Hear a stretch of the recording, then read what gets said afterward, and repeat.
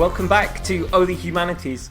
This time, episode 27, which will be a snappy title with Division in it, accessorised with a picture with our cartoon faces walloped on. The more things change. I was if we both liked the game, and we may do, we may not. Suspense. We haven't spoken yet, so I suppose I did notice on Eurogamer that somebody said Joy Division could have been a good title, and then somebody else put that apparently there's a tribute act in Newcastle called Jaw Division, which I liked. Nice. So anyway, we're kind of getting back into the groove of this, so we're going to have a fair few episodes in the next couple of weeks. So we'll get back on Zibandwigan. But this time we are talking about the Division beta. Or beta. Beta or beta? We'll come to this later because this has been asked on our Twitter feed. Oh, nice. Yeah, we'll put this to bed with reasoning. So this is a game that Paddy has been bouncing up and down for about the past 3 years. Is it 2 or 3? I think it must be. Like it was announced shortly after the PS4, wasn't it? So it was 2012, wasn't it? That it was what? Yeah, because because I was stunned about this. Let me see. Let me go back to because I have the Wikipedia on. Look on the Wikipeds. Yeah. Let me see. This is good radio. Yeah. Development of the game. Fuck off. Do some planning. How dare you? I've written 18 words. Fuck you. 18? Yep. Wow. You nearly hit 20. One of them is my name. just put like, ta-da, bump. That counts as the word count, right? When you write your name at the top of the page. Let me see. So it was supposed to be out last year. Aye. And then it was on the 15th of May 2014. It was announced that it'd be delayed till 2015. Hold on. Yeah, development of the game started in 2012, and it must have been during E3 2013 the game was officially announced. Oh wow! So 2.5 years. That's a long time ago. That doesn't feel like that. That feels way less than that. I don't know. I feel like we have been talking about it for a while though. I don't know. I mean, it's been in your favourite games from E3 for like I thought it'd been about the last 2 years, but perhaps longer than that. Maybe, yeah. I feel like I've been talking and it's been in your lists for favourite games that you're looking forward to for the year ahead as well. So it has. So yeah, it seems to be in production a long time. And let's face it, those vids at E3 did have that wonderful staged bants as well. Everybody loves E3 staged bants. Do you know what? I'm at a point now. I think I actually look forward to staged E3 bant. Like, so bad, I find great enjoyment out of it. The worst thing has been I'm sure there was a trailer that you liked and I hated with the echoes, but there was the recent one as well which was supposed to be very emotionally engaging with a really crap song over the top. Was it a slowed down version of a popular song? It really was. Because that's never been done before, is it? I really don't know. It's only about 19 times. It's fine. It's very original. Should we just bung straight into hype then? Because I mean, like you say, I've been like really excited for the Division for a while. Like since it was announced, I thought that was cool. Mainly for the car door shutting mechanic, where you walk past and it knocks a door shut. I thought that was cool, you know, and the whole concept of open shared world. This is before we'd played Destiny, I think. Open world, shared world. You run around with your mates, stuff happens around you. You know, it looked neat, you know. And like you say, it's been in my kind of most anticipated games for a while now. Much to your bemusement, I think for the first couple of times, if I'm not mistaken. Yeah, very much indeed. I remember. Really, but like Do you know what I found? As the months have gone on, as it got closer and closer to release, I have found that I have cared less and less with every passing day. Like, and I don't know why. Whereas your hype train seems to have gone the other way. Yours is sped up. Mine is like dramatically slowed down. And I don't know if it's the. I wouldn't say it's the like anything particular, but like the trailers have just like I just watch them and I go, you know. Well, I wouldn't say my hype train has sped up somewhat. I think more than anything, I became curious. Did you spot the train? I got on the train. I'd bought a sandwich from Greg's, steak bake, an egg custard. I was prepared for the journey, but the train wasn't moving. I was looking around. It was early in the morning. There weren't that many people around. I remembered I got a new album to listen to. Why we're making these analogies about trains. Were you sitting on the quiet area? Shut up. So yeah, to go back a bit, I mean, tradition continued. I'd not been asked about this game at all. But reports that beforehand said it was a hidden numbers game, that UB were obviously going after that Destiny money. We play Destiny, but that's definitely not the hook here. The curiosity came in not being able to get a measure of what the Division actually is. UB have been pretty shite at getting this across anyway. Although, given the bad press and overhype that Assassin's Creed's received over the last number of years, and that Far Cry Primal has seemingly turned up almost finished, perhaps the blackout with the Division, sort of after all these delays, is perhaps a good sign. So yeah, I nabbed a beta code, or beta code, and had a monkey around. Now, did you legitimately pre-order the game, like I did? I legitimately pre-ordered the game at a very popular retailer. Yes. And certainly didn't cancel afterwards. No, me neither.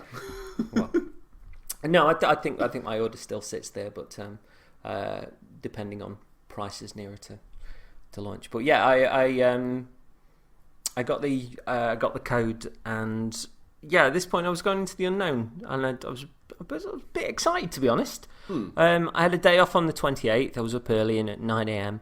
I jumped in. First thoughts, nice touch that the director on the game said hello and welcomed you in, gave a few hints and tips, and then let you loose. Dying Light did this with an update last year, and I think it's a really cool little personal touch. Yeah, I like that as well. It's like, hey, welcome to our game, and then it shows you some tips as well, because it's not entirely obvious what you're supposed to be doing. I thought that was nice. There was no character select screen, just a few sort of random choices to lead you into the game. Which random choice did you choose? I swear to God, I hit that button for about 5 minutes trying to find a ginger person. I was thinking, there's got to be one here somewhere. After a while, you realise there's only 6. I went, in the end, for want of a better choice, I went with the bald, bearded Asian gentleman. I went with the nearest hair type to mine, bearded Asian gentleman. So we went for the same gentleman, but with a haircut. Nice. I mean, in this regard, I can see how they'd like to get you up and running sort of often into the world, but I think it's a bit of an opportunity missed, because a character creator which lets you truly personalise you in the game and then save that data off for the full release, you know, a la Dragon's Dogma, I think. Did Saints Row do it as well? Yeah, Creation Station. They let you have everything at the start. That thing was brilliant. Yeah, so that leaves a more indelible impression to want to continue into the full release. You know, at that point, you're ready to go. All faff in that regard was left to the demo. Game-wise, I was a little taken aback at how slow the game was. To rephrase, sort of how non-twitchy or jittery it was. I'm sure you can mess around to make it more so, but the initial settings seemed nice and balanced. I don't know if I was expecting more of a sort of an Uncharted feel to it, or a Last of Us sort of feel to the controls, but I quite liked the I don't know, just how responsive and compact it felt. I didn't need to mess about with any of the settings. New York looked beautiful and put me in mind of when I fell in love with Crysis 2. Their New York was such a strong, imposing character on the game that no matter how you pulled it into, you know, the storyline into areas of disbelief, it felt grounded. it felt real. Yeah, and as such, I was really taken aback by the world itself, the detail, the devastation, certainly. But it looked beautiful. There were snow-covered streets melting into puddles, the roar of sunshine over the skyline, and in particular, there was one street I turned down that was full of Christmas lights, and I genuinely went sort of like, just gasped a little bit. To me, it felt a bit. I mean, I know people said, sort of a real world Destiny going in, but for me, it felt a bit Metal Gear Solid 5 in a city with no stealth, with a smish of that RPG shooty hidden numbers stuff into the mix. Small shootouts on the streets were fun. I enjoyed that, especially when the enemies start to flank you and you have to run, adapt, and strategize. Not just thinking of the person ahead, but thinking of how the enemies are running in and where they are, or where they're shooting from and stuff. And I thought that the big shootouts, multi-floor inside and atop buildings, sort of crammed with baddies and a boss, those were a chuffing joy to me. And I'm not normally a real world shooter kind of guy, but I guess with the pandemic, it's taking things almost to the edge of zombiedom anyway. And I don't know, there was something about the numbers flying off the top of lads' heads and stuff that just felt very gamey to me anyway. So yeah, that was my sort of early impressions. Okay. What about you, good sir? Well, I don't know. I was a bit disappointed I couldn't be a ginger person, but that's just me.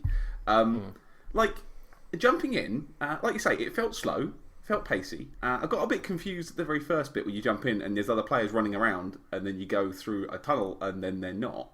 I thought that was odd. I expected to see people in the world.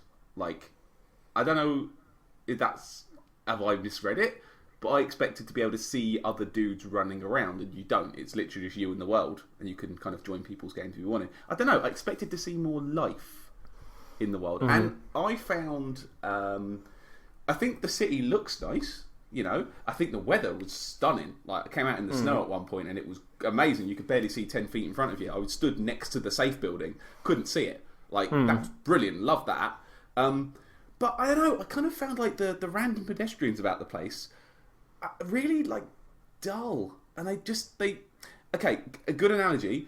The thing you don't like about BioShock Infinite, just puppet people. What, everything? The puppet people that just sort of stand there and look at you. I had that. They just looked at me, and some of them would run away, and some would just stare at me goggle-eyed, yep, hello, sup. I don't know. I mean, with BioShock Infinite, it's supposed to be this wonderful world in the sky, and here, at least these people were ill. Well, it's true. Yeah, they're not well. Yeah. They're looking at you like, "Can you fuck off, mate?" Because you were given the lesson that if you help someone in need, they may give you some trousers. Yes, that is true. It took me a long time to do that because I had some spare soda, and I was like, "Oh, go on then." And they gave me a hoodie. I was like, "Oh, okay, I get it now." In a long green or blue tube. Yeah, and I did find. Did you find the virus contamination building that had all the clothes in it? I don't know. Because there's a mission you get early, which is you go through a base and you have to kind of activate these terminals or some shit in order. So one at the bottom floor, one about halfway up, and one at the top, and then you have to get that data to the cloud because this is 2016 and everything's got to be in the cloud now. And you've got to kind of run up a building and then run out. But in the building, you can go in all the rooms and there are wardrobes. And I picked up about 15 items of clothing in that one mission. Know. It was crazy. And when I jumped in later multiplayer, I showed the people I was with that room, and they also went a bit mad for it as well. It was oh, look at all this, look at the clothes. Because that's how I express myself in games like this. I like to wear things that are orange and red. Red's the closest I've found so far. In orange news, red's the best you can do in the beta. But getting back on topic, I like the city, but I think I found it a bit empty. And I know there's been a pandemic. I know, that's the point.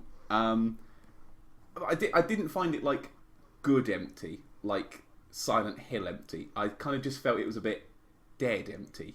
But it didn't quite. I know you enjoy that part of it. I've seen you tweet about it, but it didn't do the same thing for me. I just kind of felt a bit bored by it. You know, I just felt like I was following a marker. I don't know. The city kind of bores me a little bit.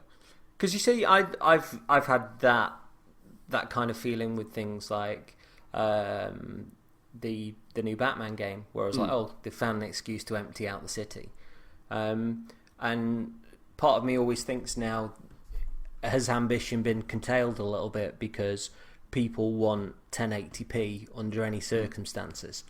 And you know, I mean, recently with Unity, which I enjoyed and people hated, those cities were absolutely smashed with people, and yet you know, the criticisms flew in about bugs and frame rates and all this kind of gubbins.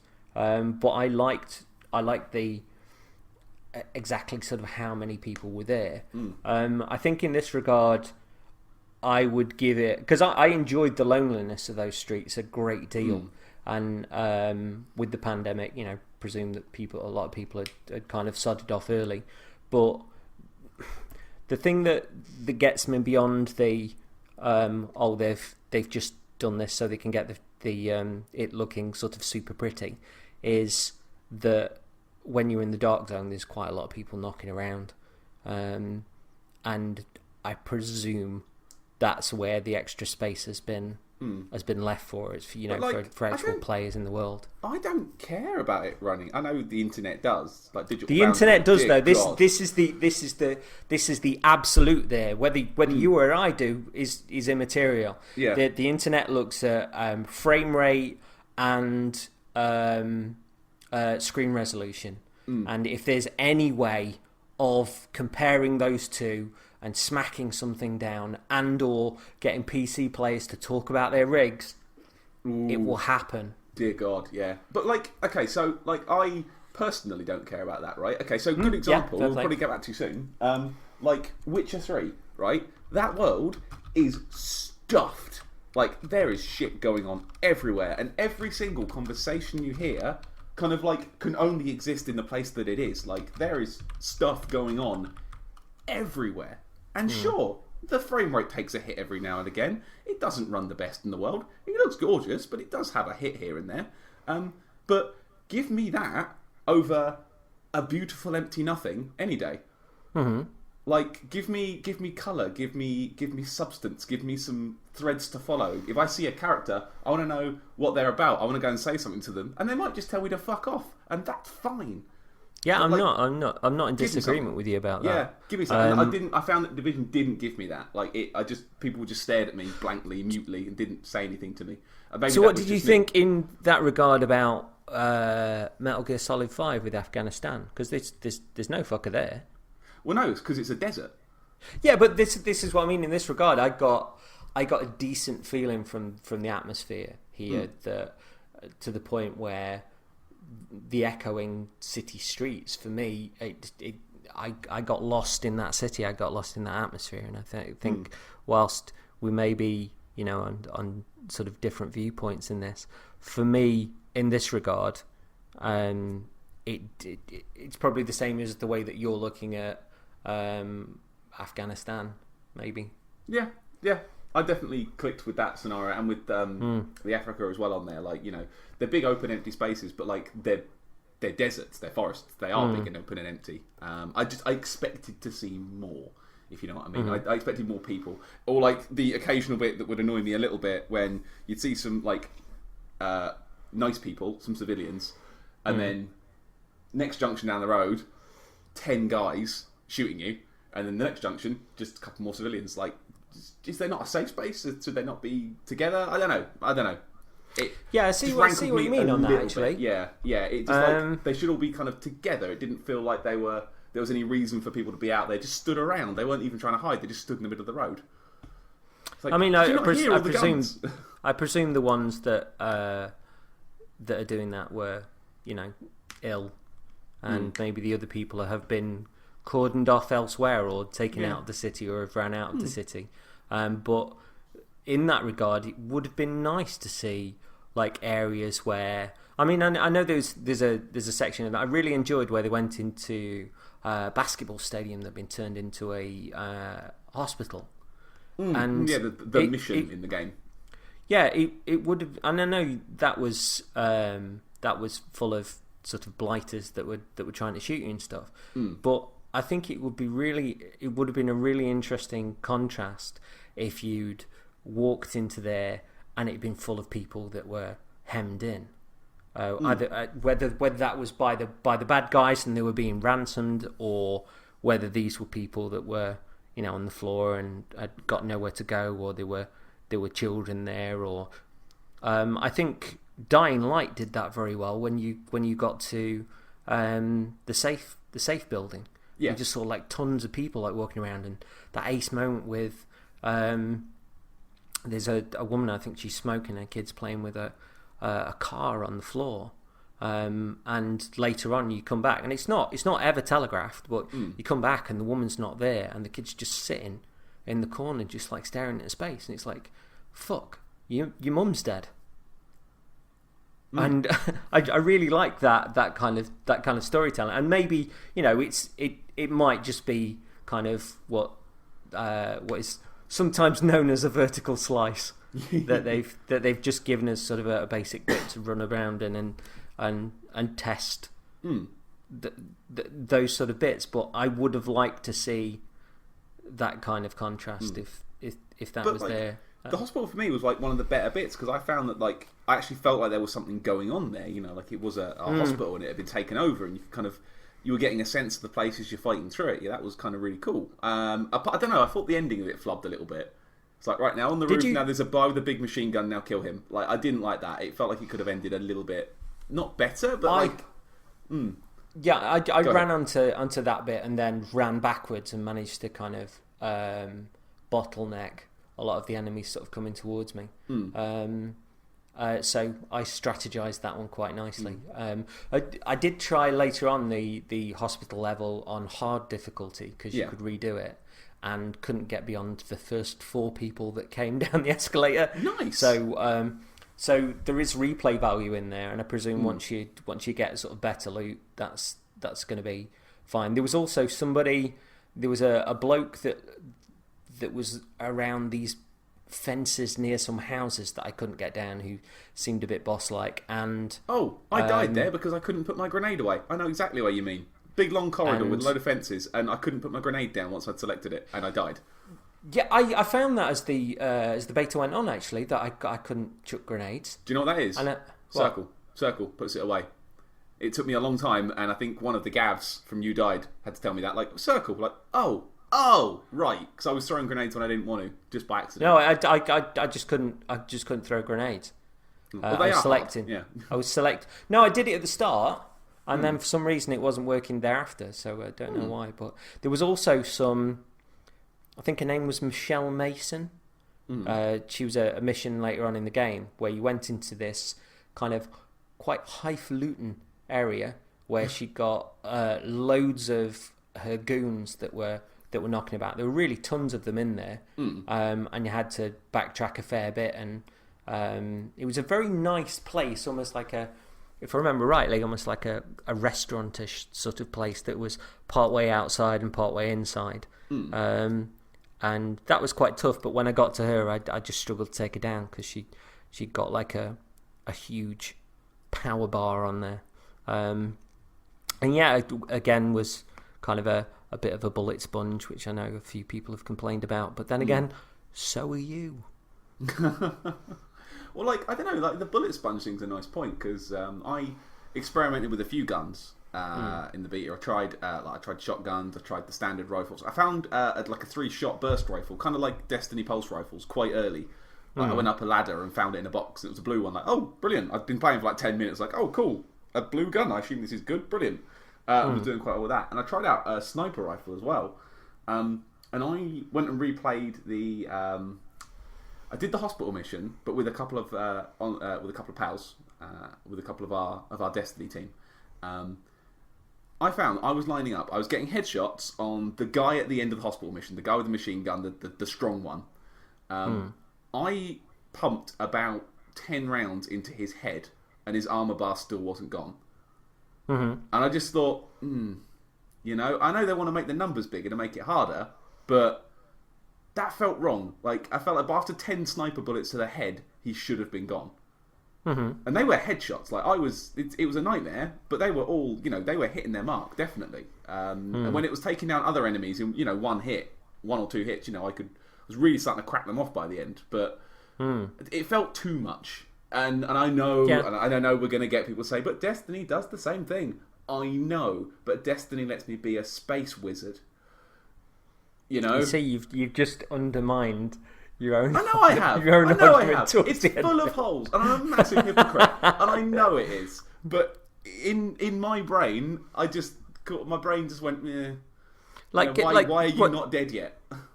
Are you somebody that enjoys seeing a skill tree in a game? How do you feel about skill trees, and also in that regard, sort of weapons, gears, etc.? I like them and I don't like them, and I tell you why I do and I don't. Because I'm the wanderer. Yeah, the wanderer. Right, skill trees. I like to see, like, hey, look, here's a bunch of different shit you can do. Cool, brilliant, great. But at the same time, I also want to be able to mix it around and think, actually, I don't want to specialise in. I've put all these points into rockets. Actually, that's not really working for me. I want to respec as a sniper or as a melee person, something like that. Like, I want to be able to undo my skill tree choices, and like, I get quite twitchy if I can't. Like, you get decision paralysis. Like, oh, should I go for more damage on my machine gun, or should I go for better pistol aiming? Oh. And I struggle with that. I really do. Is it decision paralysis? It totally is. Borderlands did it to me. I'm thinking, these perks both look good, but which one do I pick? And I can't pick too many, because if I pick too many, then I'm not going to put points into the later ones, which are better, but I also want this as well. Let me reassign the points. I don't know if Division lets you do that or not. I believe it might do. I don't know. Please. Because I don't like being funneled. I like to try things out, and I feel like too many games, you have to kind of choose, and you're stuck with it. And if you want to get all the sort of the simple stuff, you're doing yourself out of the higher stuff. What was it? I had a massive skill tree that got on my wick because I knew I could never have it all. Dying Light. There you go. Dying Light, mentioned earlier. Huge skill tree on that. But I don't know. I don't feel like I'm going to have all of it. And I want all of it, but I don't feel like I'm going to. Did you get much of a feel of the story, or do you think it's just more of a footnote to get people running around and shooting each other? I didn't get much of a feel. Like, I know there's been a problem and they're going to go and fix it. That's pretty much all I got from it. It's a thinly framed excuse to go pick up loots and shoot. Yeah, I think. Yeah, it's a loot and shoot, as I heard this evening. Yeah. What do you? Okay, while we're on loot, what do you think about the loot? Like, is there enough? Is there too much? I think we're saying it's not like Destiny, but we're comparing it to Destiny. Go on, just keep comparing it to Destiny. with Destas, it felt like there was a big differential between the look and the feel of the guns. And whilst I enjoyed it, and I bounced between kind of the M44 and the sort of AK-47 type-ish sort of pulsar one. I didn't really get like an amazing amount of difference in feel, and although I was quite chuffed when I could make my M44 sky blue a la Man City. Oh, you found one of those? Oh, I was looking for one of those the whole time. Nice. And accessorising it with some sort of Karamak grip. And I mine noticed were bright red. I noticed like the difference in feel and balance in the weapons, and I enjoyed the shooting. I enjoyed the shooting a great deal. But there was never that feeling of, oh, I've picked up this, or I've got this, or even when I got it, that beyond looking at the stats, that I picked up anything that kind of put a knot in my stomach. It was with them being real world guns. I think it took a little bit of the magic away from that. Yeah. I mean, I found like, for me, like, the amount of drops of loot you get is fine. Like, it's no different to any other game which has loot in it. You get it every 3 minutes you'll find something new. But like, I don't like how many categories there are. Like, you've got 3 gun slots. You've got a vest, you've got knee pads, you've got a holster for your gun. You know, like the holster, like, and there's so many bits, and I found I'm looking through like 10 different categories trying to work out which is my best stuff. And like, I like that they let you mark things as junk. Like, yep, nope, don't want that, don't want that, don't want that, don't want that. I think, from what I can tell as well, you can break those weapons down Into in the bits. main game, and then sort of reassign them workbenches which weren't activated at the yeah. So I was just selling them for cash. To buy better guns, but then, like you say, the guns I was buying a better gun, but it didn't feel any different. It's like, the numbers are a bit bigger. Oh, I don't know. Once you started shooting them and you modded them, I enjoyed the modding aspect of it. I thought that was really neat. And once I was actually shooting people, I noticed the difference. But when I was looking through the vendor's list of guns, again, I was just keeping an eye out for stats. I didn't get a real feel for what it was. And then, you know, when I had got something, taking all the mods off something else and then manually putting them on my new gun was a bit of an arse ache. Yeah, like, it's very fiddly, very granular. Like, you take this off, put this on, take this off, and look, I like the numbers on the guns as well. Like, they're listed as DPS rather than the damage they actually do. So you're like, is this better? Is this worse? I can't tell. Like, a sniper rifle has the same sort of, you know, damage rating as a machine gun, but it's like, well, that does one bullet every second, which is pretty good. It had kind of like, I don't know, I couldn't. It suffered from from Demon Souls icons a bit. That you were looking at something and going like, what does that do? Good, my armor, my health has gone up. I think maybe. Good energy. I'll tell you what I did like. The powers on L1 and R1. The fact you could mix and match those where you want. I like that. Yeah, that was really classic. Good. Took me ages to figure that out. What ones did you like? What ones did you pick?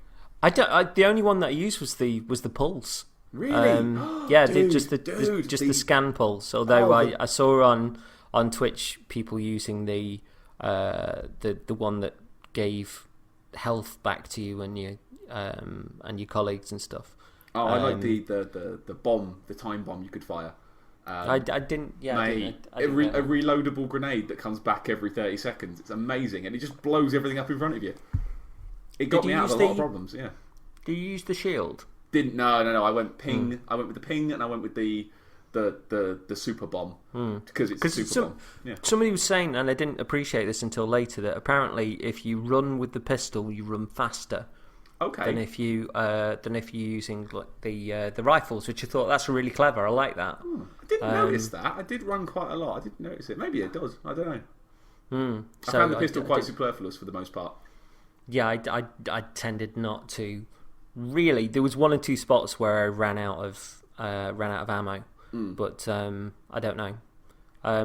Again, it was just trying to get a wee bit of a feel for it. But did you go into the dark zone? Yes, I did. We played all of this on your own, or did you go in with the group? I played quite a bit on my own on the first day. I played about 2-3 hours by myself, got to about level 7 or 8.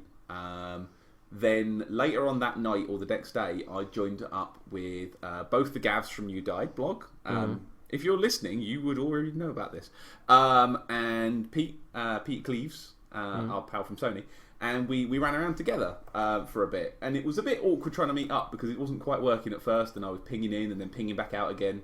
How does that work exactly? So you choose a mate, and you can see on your map where your mates are in the world, which is really weird if they're near you, because I was stood there and a yellow dot on my map sort of went past me, but you can't see them. Like, if you go to your map, you can kind of hover over them and like, oh look, it's Gav. And you can kind of select to join in, much like you would from the here we go Destiny roster menu. You just choose someone, say, "Oh, join," and you can just join up. Like 2 seconds. It's really easy when it works anyway. Because we were trying to meet up inside the hub zone, and turns out you can't do that, which is why we're all getting quite confused. But then when it worked, it's like, oh, there we all are, and we all found out the most fun we had of the entire night was working out the emotes. All 4 of us stood there doing jumping jacks for about 5 minutes, and that was great. That was like a lovely moment, having our little aerobic session before we went off and played the game properly. I found that it scaled quite nicely with more people. Like, you get more things to shoot. Like, we did the hospital mission with 4 of us. And the dudes are definitely, like, tougher. And there's, I think, more of them, and they are, like, levels, 7, 8, 9s, when you I like that that it automatically scales depending on you being more there. It's not just the same enemies and you're taking them down like a... It does. It might have been the same amount of enemies, but it was taking us longer to kill them. I'm not sure, but they were definitely tougher. I'm fine with that. That's cool. It was fine, especially if it's auto scaling it. Yeah, exactly. And we're sort of running around together as a team. But I actually found that I think I enjoyed it more on my own than with the team. I think the general feel by the end of it was like we were all a bit kind of like, And I think there was so much. See, this is the loot thing. There's so much you get. You're like, oh, I'm just going to go and look at that. I'm going to look at that. I'm going to look at that. And 10 minutes have passed and you haven't done anything. You've been going in your menu, looking at your numbers, making sure your numbers are big. Although, I will say this, I do like that there is clothing as well as the armour, and the clothing does not matter. Like, I like that because too often I find, I think even Destiny suffers from this in the early game as well, that you put on the best thing you've got, even if it's ugly as fuck. Like, but didn't you get a feeling of being underwhelmed by the clothing? Because I was like, oh, I've got a trapper hat. Oh look, I've got a beanie. Right. Look, have we met? My name's Paddy. I like clothes. It's a different kind of winter coat. You don't know how excited I get in Bloodborne when I find a new coat. I swear to God. I actually go, ooh, look, it goes with this, and it goes with this, and I can look like this. I like that. I like being able to kind of have vanity options as well as armour, because the armour was like, oh, here's some grey armour. Here's some more grey armour. Hey, look, you've got better knee pads on. Have I? Oh. Because in this regard, I mean, obviously they're going for a very realistic feel. Sure. And to jump forward a little bit, one of the pre-order options at a certain store is you can play as dressed as a policeman or a fireman. Which is neither here nor there for me. But if further down the line, I mean, the fun that people have had with Destiny with the dancers. Like, if further down the line you went, well, you get an outfit and you're essentially, it looks a bit like Ezio from Assassin's Creed 2. And it might be a bit more real world. He might be wearing like a white puffer jacket, Desmond, with a beanie hat with like a little pointer, or just something sort of that looked a little bit real world and then looked a bit Assassin's Creed. Future Desmond. They could do like versions of that with. It'd be great to see like a. They could put a guy from Watch Dogs' iconic hat in it. The iconic hat. And remember that fucking thing? I was thinking that like you could have a coat that was white and had silver sleeves, and then like gold gloves and like a yellow stain. No, a yellow balaclava on the front. Essentially, it just looked like Rayman. Fucking hell. But actual clothes. Those are the things that to me would be really funny, but obviously they're breaking the immersion a little bit if they were chucking them in this early, which is why a policeman or a fireman. Oh man, imagine like just all firemanning up and then running around with Fireman Sam music on. See, that would work. See, that'd be a laugh. But yeah, no, okay, so back to the Dark Zone then. The Dark Zone. I went in first with the squad and we did not get it. We did not understand it. There is no explanation. Like, it's like you go in and some people are red, some of them aren't. Sometimes they go red, we shoot them, then you're red, then you die. Like, I don't feel like they explained it. And I know this video's online, but I felt like a little bit of a, right, now do this. We didn't know what we were doing. We ran around about 10 minutes, didn't understand it. We're like, you know what? It's quite late. Let's just sack this off. I'm not getting it. So I went back in the next day on my own. I thought I'd try it on my own. Rogue agent. Yeah, and did you join up with people? No, I didn't. I don't like other people. Cripplingly socially awkward. And I went in and I ran around a bit, and it just didn't do anything for me. I just got shot a few times. I was on my own. There's people just hanging around near the helicopter point with guns, and they shoot each other, and then they run over and take your guns. I think I got one gun and then immediately died and got that taken from me. It did nothing for me. It absolutely did nothing for me. I was confused. I was overwhelmed. There's a certain subset of people online that are enjoying it, and more power to you if you enjoyed it. I'm not taking anything away from you. I'm not saying you're a bad person if you enjoyed it. If you enjoyed it, fine. But for me, fucking no. Yeah, but there's a little degree of hypocrite in this because let's face it, those Destiny raids aren't exactly, well, this is what you do. And I mean, I didn't play any Dark Zone stuff myself, but I watched a fair bit of True Talent playing it on. You say that, but when you play the Crucible in Destiny, it's like, right, get the point, do it. Kill the man. But it's not doing the Crucible in Destiny. Well, that is kind of, isn't it? I mean, the Dark Zone is the PvP. It's the PvP. It's it's half the game. I mean, I watched a fair bit of True Talent on Twitch, running it with I think with friends, and then kind of some strangers that he hooked up with on a few days later. Best bits were, I mean, there was one where he was, you became fugitives and you had to run from enemies for 5 minutes. Yeah. And if you shoot them, the timer resets to 5 minutes. And I think they were disappointed by the loot at the end, but the pressure was fantastic, where it wasn't a case of, gunning one another down. It was trying to get into situations where you could keep going. And sometimes you'd turn down streets and those streets would be blocked off, and you might have to kill the other person on the other side of things so you can get to the end of that get back out of that alleyway. But then you were back to 5 minutes. And that was really nicely done. There was one bit with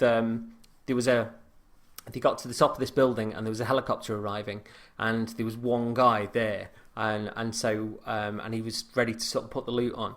So True and his team sort of hid behind a wall, ready to spring a trap. And when they started firing at this guy, they didn't realise, cartoon style, that the other guy's team were actually standing behind them. Wow. And just shot them. It was truly brilliant. It was absolutely fantastic. And yeah, I got a real feel for how the Dark Zone could work. So rather than having a degree of confusion, because I'd have been a bit like you within that regard if I was going in blind, but I saw it at its best, if nothing else. And that was good. Plus, the game on PC broke on Sunday night. Oh yeah, I heard about this, didn't they? It turns out that all the calculations were being stored on the client or something, so you could just put in whatever details you wanted and be infinite health. No, it wasn't that. In the bit that I saw, they had people were turning invisible, which was a bit bizarre. But there was one where it got this group together and they did the star jump emote, and then I think True went into a walk and somebody said, "You're still doing it." And even though he could see himself running, everybody else was pissing, because essentially he was ice skating a star jump all over the Dark Zone, and then everybody else started doing it. And apparently if you let go of moving forward afterwards, you had to go into the emote and then go forward, and they were just literally star jumping, ice skating, just going all over the Dark Zone. That was really funny. Plus there was an open mic in the Dark Zone. Okay. And it's not the nightmare as I was expecting. Oh. See, we were in party chat, so we didn't hear any of that. Yeah, I think that would ruin it a little bit, to be honest. Because the open mic was... I've just seen people coming up to True's group and just going "Hi, how are you?" just really sort of sheepish, "Oh, I don't really know what I'm doing. Oh, can I join your team?" They're like, "Oh, I'm sorry, only got 4. Oh, can I come around with you? Will you show me around?" "Yeah, that's fine." And I saw a bit on Eurogamer where people were, if they weren't going to kill the others, they made a pact and they were all doing star jumps when the helicopter came down to pick up the loot, which was funny. But that's nice. Yeah, I think there's a lot of potential. I think they need to explain some of that a little bit more. But your experience going in solo was different to the one that I saw on Twitch with people that knew what they were doing. I had a bad time. I'd have been the same, to be fair. Because I don't like a lot of PvP anyway. When I was playing, here we go again. There's another mark on the board. When I play Destiny, if I'm hanging out, I'll just go do the strikes. I'll play in the patrol missions. I don't go to the Crucible. No, only during Iron Banner time. That's the only time I ever go. But like, it just wasn't for me. Like, no. Like, sorry, no. I can see it being cool in the same way that like Rainbow Six Siege is getting the same thing. A lot of people are picking that up now and saying, actually, this is brilliant, but like it's not my sort of thing. I just don't like it. I'm good, thanks. I think it'd be interesting to see how Ubi play this as well, because they've, in the eyes of many gamers, they've got a bit of ground to gain back from the viewpoint of milking the Assassin's Creed games, and the issues that many had with Unity, their PC ports, their DRM, and I think it's a really good move on their it's a really good move on their part to delay the next Assassin's Creed game, and allegedly it is like they're going for like The Witcher. They're going for like full open world and good. Something a stage on from what they've already got. I think they'll sell more units if they delay it a year than if they put out 2 games that are the same as the ones that have come before, but with a different city. So it'd be interesting to see how they play, because Rainbow Six, I get the feeling it's not really sold that well, but everybody I know that's playing it thinks it's fucking amazing. It's one of those word of mouth ones. I think it's picking up more afterwards. I think it's going to be one of those games that only really sells crap, but nevertheless everybody likes. Like Mirror's Edge, crap sales, but everybody that played it thought it was great, for most anyway. There's a strange thing with the season pass on Rainbow Six as well, that I think you just get faster boosts on XP and early access to like characters that you can earn in the game anyway, but it just kind of boosts you on. So, and I know they've got a strange thing coming up with the season pass here as well, which I'll go into in a wee bit. Interesting. So, yeah, press reaction was an interesting one. So, Digital Foundry reported that the Xbox One version at one point plummets from 30 frames per second to 28 frames per second when you went to the hospital. Have they notified the police yet? Plummets. Fuck me, plummets. Fuck me. Come on, guys. That downward spiral. God, Digital Foundry can just wank off into the sea. Well, interestingly enough, they did say that there seem to be filters on all the console versions, which allow the removal of various effects. Okay. That the I forget what it's called, the Crom something or other filtering that sort of does all the steam effects and the distance effects and stuff. You can pull straight out, so you can see in detail to a greater draw distance. And all of these have got sliders, and they don't affect performance, but some people prefer certain looks to others, but those are in there, and they're normally things that you'd normally get on PC. So I thought that was quite interesting. So yeah, but Eurogamer questioned the nature of the beta. When this game is close to being finished, are you learning anything at this point, or is it purely promotional? That's interesting, because I was thinking there's something similar. It's what are they going to feasibly change other than making sure the servers work? Like, is this it? Because I mean, the Destiny beta, I don't think the game changed at all from the alpha to what I first played. It felt identical. I don't feel like anything really changed. I think if anything's happened at this point, it's that people have got a greater sense of identity with the game. They know what it is now. And if anything, same with Esthers again. People could make an informed decision as to whether it was for them or not, or if I'm not buying this day one, but when it drops to 20 quid and I'm bored, I might give this a pop. Or people could make a decent decision, but you've also got folks on the other side of that will be pretty surprised, like me. Is that I didn't think it'd be for me, but it's something that I really enjoyed. But it's going to be strange. It's gone the other way. It's helped convince me that I don't really want it anymore. I'm good, thanks.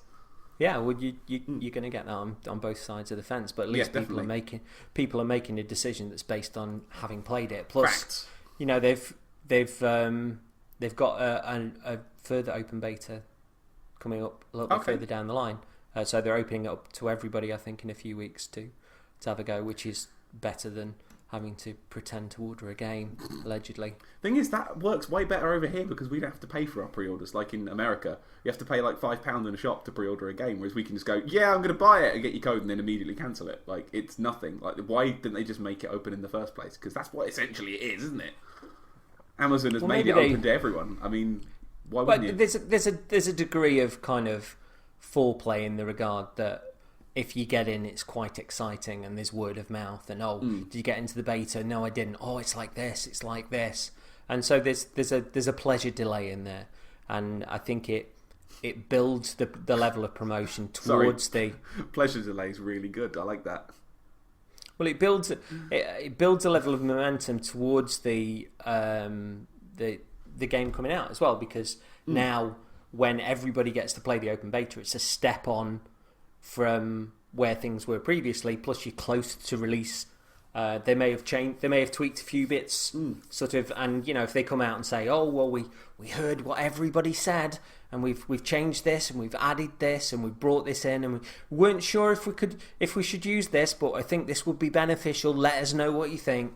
They can, even as to whether it's all pomp and ceremony. I don't know, but it's goodwill towards the release of the game itself. So I think the divided opinion is probably going to help the open beta get more people to play it than would have. Like, the fact that people have been quite divided about it, I think if you haven't played it, it's like, well, all right, I'll try it then, because there seems to be so many opinions on it. It's really not seen one this divisive for a while. It's people love it or they hate it. But the thing is that they're getting more press for this at the right time than they had for Rainbow Six. Yeah. Perhaps there's not really that much you can say about a game that is a multiplayer game that works pretty well and people like. But in this regard, there were quite a few different vids and articles that were going on, people discussing the game itself, comparing it to the old E3 videos, the delays, Aoife from Eurogamer shooting dogs, people doing star jumps on the Thumbulence, as it became known, right? When people were doing star jumps on it. The more serious aspects, the Destiny folks talking about it. There seem to be a lot of different angles that people are going into to talk about the game, and I think that's why the dialogue will continue. And if you can then punctuate that toward with different spices as they go towards the open beta and then the regular game, I think it'd be quite interesting. It'd be interesting to see how they manage it. But UB are masters at fucking up promotion, so we'll see. Can't wait to pre-order it was weird as well, because I don't know if this was controlled or not, but PSN was oversubscribed, wasn't it? And they cut off the entries like a day or so before. So that was due to Amazon, people doing the Amazon trick that we didn't do. I don't think it was that. I mean, maybe they had just a definite cut-off point with the amount of people they wanted in at one time. You could say it was perhaps a stress test on a server. It could have been like, now we'll drop the gate now and we'll make people, a certain amount of people feel like they wish they got to play it, and they'll be actively seeking out those other opinions and YouTube videos and articles and stuff. So sure.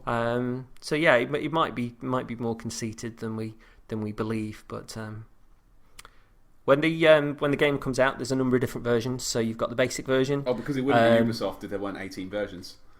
No, it's quite small compared to a lot of their other stuff. But Which one comes with an iconic cap? Because I do need some. Steady, sir. You'll find something along those lines in a bit. Oh wow, I was joking, but okay. No. So you got the basic version. Over here, the store game are doing a special edition where you can play as a policeman or a fireman, which is an extra £5. So £2.50 per service. Bloody hell. Okay. There's a gold edition which features the season pass. And then the sleeper agent edition, right, which is, depending on where you're going, £100 to £120, which features the season pass, art book, an iconic armband. Hey, what? Fuck off. I inserted the word iconic in there because I know you'd love it. It's literally like a strip of elastic with what looks to be just a big chunk of plastic on the end of it. Oh, with nice. probably with the Division logo. There's a poster, but there's also a watch. What? The watch is actually all right. It's I know they gave away a watch with the last Sleeper Cell game as well. Right. Which again looked all right, but this one actually looks game? more like a watch rather than having kind of like... Sorry, Sleeper Cell game? What? Splinter Cell. Oh, okay, sure. Right, okay. I don't know. Thing is, the Division is about a cell of people that do stuff, so I can't... What? Really? What? Carry on. So they've announced that the season pass is £30. What was that Now, game? I think... well, this is the thing. Like, they've said that the DLC is going to be free. No, it's right? not £30 though. No, the DLC is free for everyone. Right. But the season pass includes 3 expansions, which seem to like take you into underground areas, or they turn another area into a dark zone for people, and they don't seem like that great. But the people that get the season pass will get exclusive items each month, and maybe they'll do like the Rainbow Six thing and let you run towards leveling up a bit quicker. But yeah, there's also the aspect that the game has bits snapped off, and I'm wondering if this is going to be like the free DLC. That Brooklyn, Long Island, and Staten Island will not be in the game at launch, and those were all seen in the previous E3 stuff. So it's that... I don't want to sound like one of those tireless fuck pipes on the internet, but like they're breaking the games into bits to sell it as DLC. That's a bit shady. I believe that can't be right, surely. I believe that those places will be the free DLC. But if it was in the E3 stuff, that was ages ago. Do you know what I think's happened? And this, I have no basis for this, right? Because we only had a little bit of like the main of New York in the beta, and obviously that area is going to be much bigger in the regular game. I think on the one hand they want to concentrate people into those areas and then have another level of hype and something new to deliver further down the line when they go, oh, Brooklyn's available now, or Long Island's available now, which makes sense. But I'm wondering if there's also the aspect that the game has been delayed so many times that perhaps they went, fuck it, we'll balance the main part of Manhattan, and then once that's out, we'll start balancing Brooklyn and we'll start balancing Long Island. Wait, they balanced that?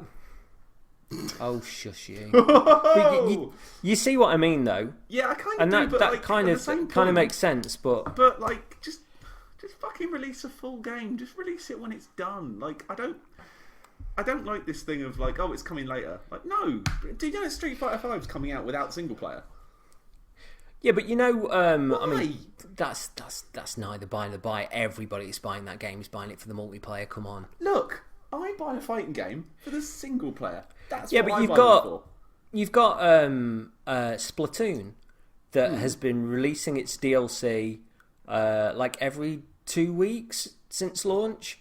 That they initially had like a couple of maps, and then they had those in rotation, and they added some more, and then they had some more weapons, and they've kept people playing that game constantly because they've been adding little bits, and then they've gone back to the original maps, and new bits have risen from them, and they've added more tweaks. That game sold 4 million copies now on Wii U. That's not to be sniffed at a console that's not done great numbers, but the way that they've drip fed the extra bits for that are pretty cool. Plus, let's face it, if they are doing as with Muse there, and you know they're balancing New York and getting everybody in and around and exploring those areas, making that the best it can be, then introducing Brooklyn, Long Island, and Staten Island as those free DLC packs, at least people aren't having to pay for those.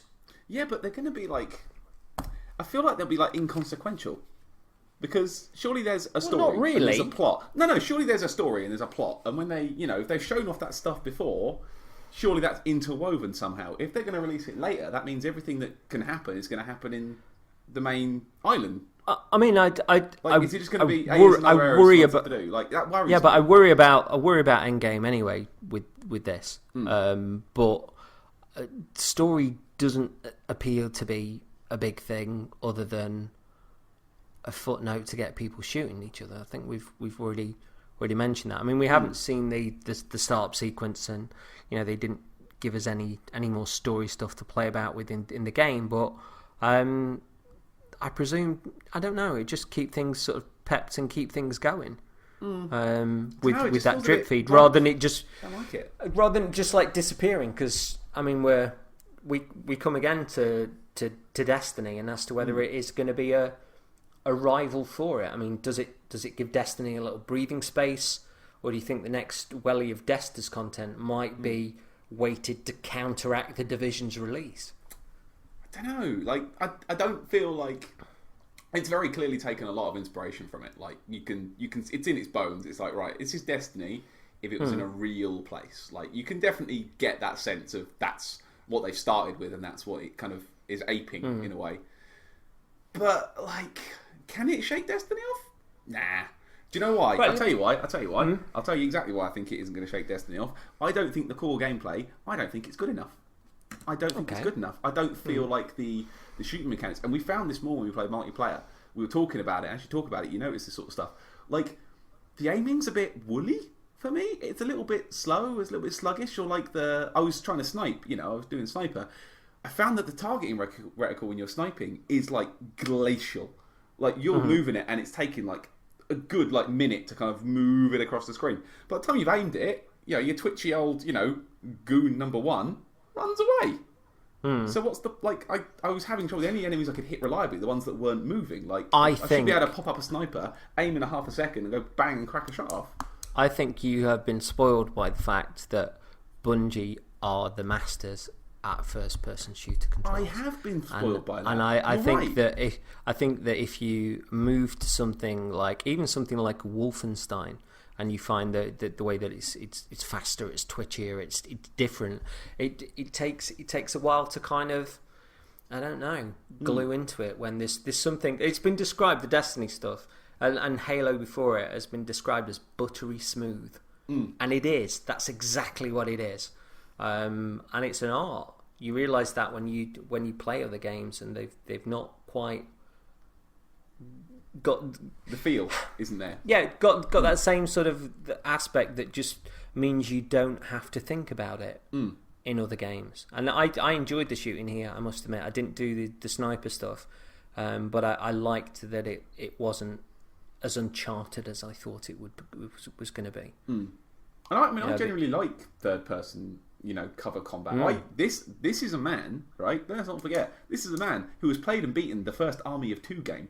Like, I quite like cover combat. I like it, but it didn't feel new. It felt like I'd done it before, and that's kind of what I feel about the whole game, right? So I worked it out the other day. I worked out what I think Division is like for me. The Division is like Star Wars, the new Star Wars film for me. That is what the Division is.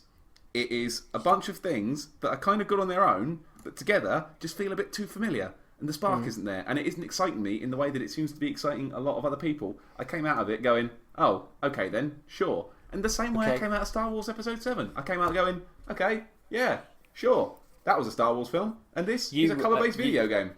You're going to get hate from the internet. Fuck it. That. Bring it on. Yeah, Fight me. I think that your version of the Division is my version of Mad Max Fury Road.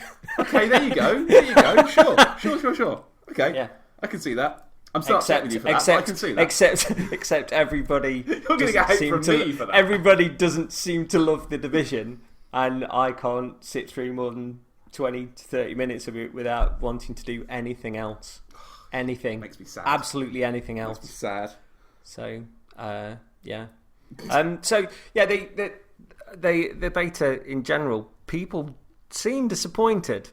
I don't think many knew what it was like going in. And I have seen a few daft comments. There was one guy said, like I say, about the bullet sponge enemies broke his immersion in a game where numbers fly off people's heads. So yeah, I mean, what do you think has been learned from the beta test, both personally and in the larger scheme of things? So for me, from the beta test, I think the big takeaway I've learned is that it really isn't. It's not for me. Like, I don't think the amount of games I've got to go through and the amount of shit I've got to work through still. We have had a problem this year with our Game of the Year show that hasn't happened yet because we're trying to work out what they are, because we've, for the most part, been playing the same 3 or 4 games pretty much all year. I can't see this fitting in the rotation. I just can't. I've got too much to do. The Witcher, I've put 36 hours in and still feel like I've barely touched the fucking thing. Like, it's gigantic and I'm loving it and I'm happy to take my time with it. Do I want to give 100 hours to sort of, modern day man with gun game? Probably not.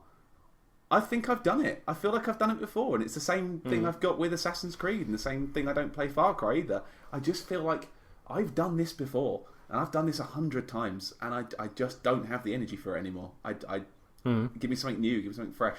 So that, personally, I think that's what I've taken away, is that I think they thought it was cool, but I'm good, thanks, But, from a professional point, I think I think the thing Ubisoft needs to take away is that I think they need to explain the Dark Zone. They need to explain it. They need to put out a video or have something in the game that tells you what it's about, because I was baffled. Like I said, I was baffled. The guys I was with were baffled. We were all baffled by it. I don't know. I just think it needs to be more interesting. It just doesn't interest me.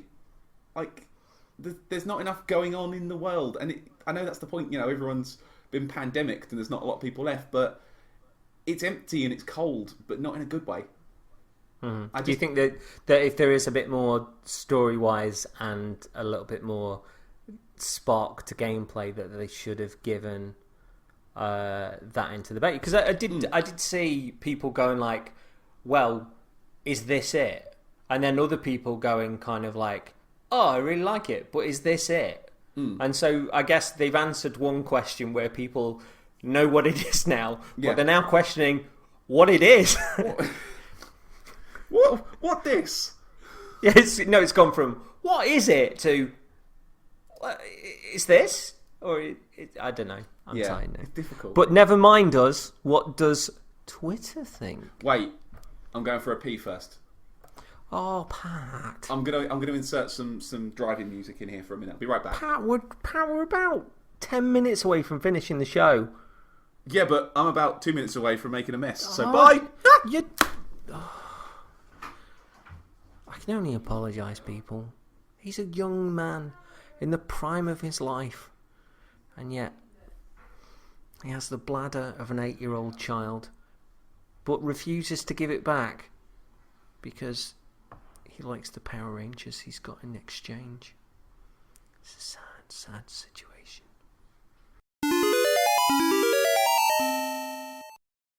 I have returned. Did you wash your hands? I did. With piss. Oh, that's a relief. Marking your territory with yellow hands. Yeah, this is mine. These hands that are Right. attached to me. Shush, the internet is about to speak. Go, internet. My ears are open. So, I put out a question on the interwebs. Okay. Asking about... What was the question? Read it out. Okay, I was going to do sort of a general summary there whilst my internet was going, what? But basically I was asking about The Division, if people were excited about it, if they got in on the beta, if they had fun, if they hated it, if they were still buying it, and what their thoughts were on betas in general. So Division, what's your thoughts? Go. So Chris Span said, imagine a bouncy castle very slowly deflating. That's a lovely image. So I asked, are there sweets inside? And he said no, just a kind of lingering feeling of both disappointment but also inevitability. It was like somebody forcibly inserted I Am Alive into GTA Online. I Am Alive, which you enjoy, Patrick Stardust. Loved that game. I thought I Am Alive was brilliant. It was like Last of Us before Last of Us happened. Like, I Am Alive was great. And it dealt with contamination and difficult areas in a much better way than The Division did, I've got to say. Fine. Shit was really tight when you were in one of those areas. Anyway. Shush, the internet's about to add more. I Am Alive was great. Gaston Garcia Holtzman said, I liked it, but I'm pretty worried about how the end game is going to be. No purchase until that's shown. So a few people are on the fence and kind of asking. Revatar, video game art dog, friend to the show. Friend of the says, show. I've always struggled how I should pronounce them. Is it beta or beta or better? Guitar. What do you think it should be? Because I know we've been pronouncing it like different ways. Probably both ways. Yeah. In this show does have a problem with pronunciation. What do you think it should be? Me, I am on the side. Why? I'm on the side of beta. To rhyme with why? beta. Because that's how I say it. And beta sounds like an Americanized version. But, oh yeah, we're going to do the It is an beta. Americanized version, but yeah, but that would be with a T instead of a D. Beta? I don't think it would. Hello, Ghostbusters. Did you get into Division Beta? Beta. See? Yeah, it's good.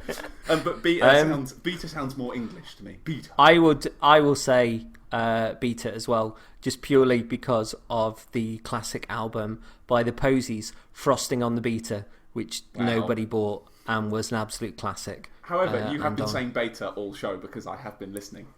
Yeah, I now had time to think about I've been listening to you because I knew this question was coming. I don't know. Revitar goes on to say, I'm not sure I'll sleep until I know, and I'm glad we could, in the course of the episode, introduce such a fractured version of that answer. Shit, do I need to get this cut up really quickly? Because is he sleeping now? just have to insert beta every time I say beta, but there we go. But in my voice. Shush, the internet is about to speak. Civilian Zero says, I was optimistic and have now pre-ordered the gold edition, as have all my friends who played the beta. Wow. You see, when I say beta like that, it just sounds like kind of they're kind of sucking off bits of mixer. What? I don't know, like a like beta. an egg beater. Yeah. Okay. My friends who played the beta. That's you see what I mean now? It does sound a bit wanky. Like it's a really obscure percussion instrument. Oh, no, we thought we'd come to an answer, but maybe we are back on the American phrasing, but with a T. I'm kind of stunned that the gold edition as well. That's season pass. That's season pass style. That's a big. Although that's a big in, isn't it? As far as I'm aware, the regular edition is knocking about £40 to £45, depending on where you look. Normal video game prices. The gold version is £60, so that's not as bad as I was expecting. That to me is when I thought the season pass was going to be less than it's turned out to be on its own. But we shall see. Difficult. But yeah, he and all of his, or he or she, and all of their friends played it and enjoyed it, which is pretty cool, because when you're going in as a group like that, we know from our exploits in Destas, it brings extra funnage. Vade Van Odin says, I had lost interest in it, but thought I'd try the beta. Isn't he from New Zealand? A beta? I'm you're just going to do a terrible Australian accent now and just get it all wrong. He said, I had lost all interest in it, but thought I'd try the beta and really liked it. Had a ton of fun, and the Dark Zone is great. It's cool to have a persistent online match that has sprinkles of magic and had some cool moments. So it's obviously made a few memories on that. So that makes a difference. That's Vader Van Odin of the Dark Insight podcast, which I think you went on, didn't you? Yippity, yippity, yippity. Yeah. Was it good? I haven't listened yet because I'm really behind. Yeah, you should listen to that. Was it good? That was the one. You know how your Skype updated and didn't work tonight? Yes. I was invited on it at the last minute after I'd installed Skype, and it didn't work, and then had to sort of try and find a workaround. So about 40 minutes in, I say hello. I knock on the door. But anyway, the Special internet is speaking. promotional consideration to Skype. Fuck you, Skype. Yeah. I'm done with your shit, man. Just get your shit together. Give me a login screen. So Sione Boy says, Sione Boy. It was all right, but I'm going to cancel my pre-order. Ooh. Loads of other games to play, and it doesn't feel that special. So echoing your own thoughts, sir. Good, not great. Speaking of Dark Insight, Mr. Clifford Goldsmith says, Smegging loved it. Graphics top notch. Loved the shoot to loot style RPG. Co-op and Dark Zone, too much fun. Getting jacked and jacking people of their stuff. I had to be very careful there. And getting robbed of my... That was a trap. Speaking of trap. No, I'll carry on. I'm going to say this: getting jacked and jacking people of their stuff, and getting robbed of mine. Great single player. Really cannot wait. So Cliff's echoing my feelings as Sione Boy sort of echoed yours just before it. So that's weird. Speaking of traps, I said something on Twitter earlier today, which I realised I phrased badly, where I said, I'm really enjoying that Lara Croft top-down game. Okay. You know, like top-down. Because one of the guys from New Died responded with just the word filth. Yeah, but that's those boys. Innit? I know. Innit? Phrasing. Speaking of one of them, Gav Weir, the bastard of... Is it Lauren or Loran? London? I presume it's Lauren, because Loran sounds like it would be... they make styling products. Wow. Yeah. Lauren. Yeah. So, as you know, I was a little lukewarm about it. Some really cool ideas, but marred under an avalanche of UI. But the Dark Zone stuff was cool. Like a never-ending team deathmatch. Very cool little idea. In that regard, True Talent was saying that it was almost as if within the RPG elements, the grind that would normally be there in any RPG was in the Dark Zone. And you'd run around with your friends and you'd shoot people and you'd get loot and you'd try and get it out.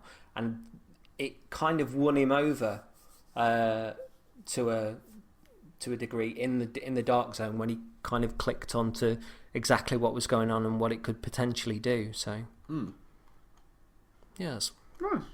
Nice. Jeremy Greer said, I feel like betas are basically time-restricted demos at this point.